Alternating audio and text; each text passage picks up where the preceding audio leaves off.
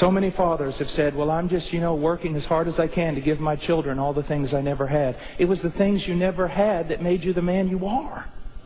And it's the things you're giving them that's destroying them. And God didn't call you to give them things. He called you to discipline, to educate, to train them in righteousness.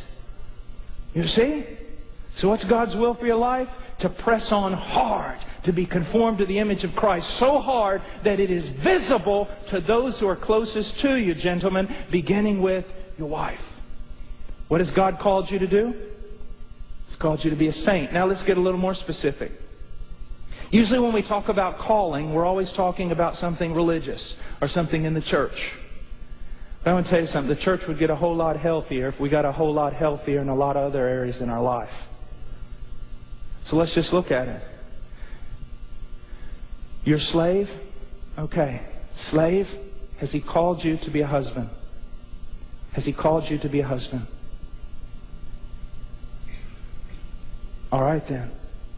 Then love your wife through dying to self and daily laying down your life for her. That's God's will for your life.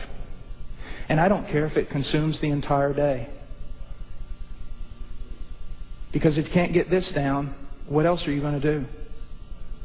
A man has no privilege of ministry. He cannot even be an elder if he doesn't do these types of things.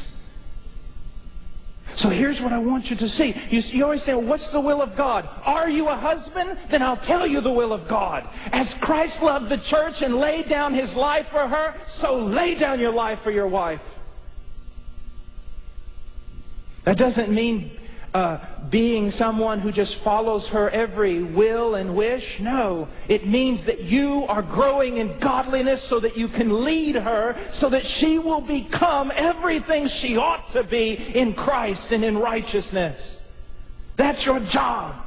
Sometimes on an airplane, someone will say, what do you do? And I'll say, well, I'm a husband. They go, what? I'm a husband. No, what else do you do? Well, I'm a father. No, what else do you do? Oh, well, if I have any time left over, I minister. I'm a preacher. We don't take this serious enough. We'll run all over doing all kinds of things. Are you a husband? Then lay down your life for your wife. Are you a wife? And this is the will of God for you. Respect and honor your husband through loving and joyful submission and through serving him as a suitable helper. That's God's will for you, slave.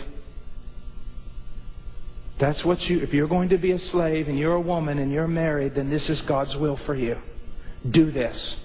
Give yourself to understanding what this means. You're not going to get it here this morning. It's only being brought to your attention this morning. It takes a lifetime to learn what this means. Are you a parent? Then bring up your children in the discipline and instruction of the Lord. More than ball games, more than soccer moms, more than this and that, more than beta club and honor club and athletics and everything else, all of it should take second place, must take second place. I'm not saying it can't be in their life. Some of that can be very good and wholesome and a good activity, but it must not even come close to first place. Your main responsibility as a parent is to raise your child that way. Now, are you a son or daughter? Then I'm going to tell you God's will for you as a slave. Honor your father and mother in humble submission and heartfelt obedience. Don't even think about calling yourself by the name Christian unless you honor your parents. Don't even think about it. Don't even let it enter into your mind.